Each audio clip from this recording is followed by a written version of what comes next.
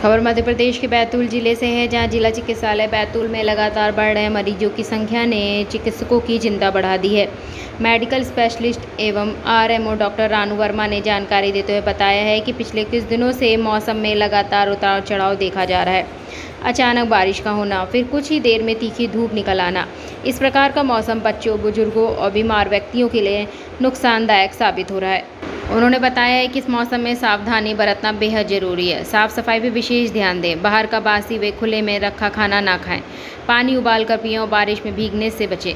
साथ ही दमा एवं एलर्जी से पीड़ित मरीज अपने इनहेलर और दवाइयां हमेशा अपने पास रखें। जनता से अपील की गई है कि यदि किसी को भी लगातार बुखार, उल्टी, दस्त व सांस लेने में तकलीफ हो रही है तो तुरंत नज़दीकी स्वास्थ्य केंद्र में जाँच करवाएं और स्वयं इलाज करने से बचें। बदलता मौसम बड़ा खतरा, आप भी रहें सतर्क, सुरक्षित रहें।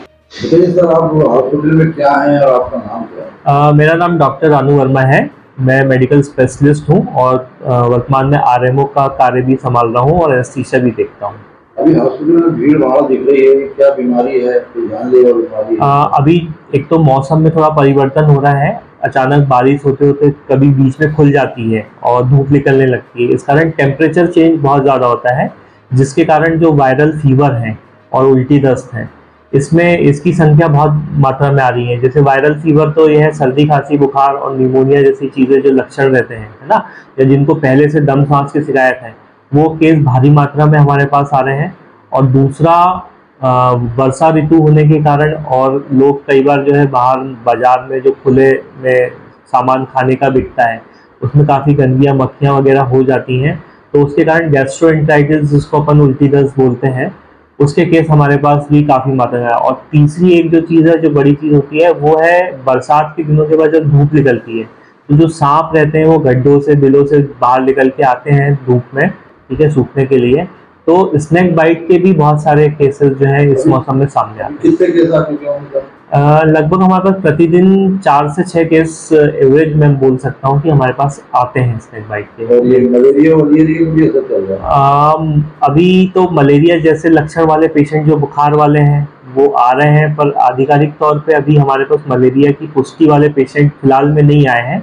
घोड़ा डोंगरी ब्लॉक में सुना था, एक खबर आई थी आपके माध्यम से कि वहाँ पे एक फॉल्सिफॉर्म का केस डिटेक्ट हुआ है, जिसकी जांच आपको मतलब सिग्नेचर साहब के माध्यम से मिलना उचित होगी। जो अभी चल रहा है वायरस, इसकी बचत के लिए क्या करना चाहिए? इसकी बचत के लिए मैं बोलना चाहूँगा कि रात में जो हम कई बार कूलर चालू करके सोते हैं तो उससे हम बचें। कई बार उसके कारण सर्दी खांसी हो जाती है। दूसरा, अचानक टेम्परेचर चेंज हो जाता है। जैसे मान लीजिए आप रूम में एसी चालू करके बैठे हैं, कूलर चालू करके बैठे हैं और आप अचानक धूप में जाएंगे तो उस चीज़ से बचिए।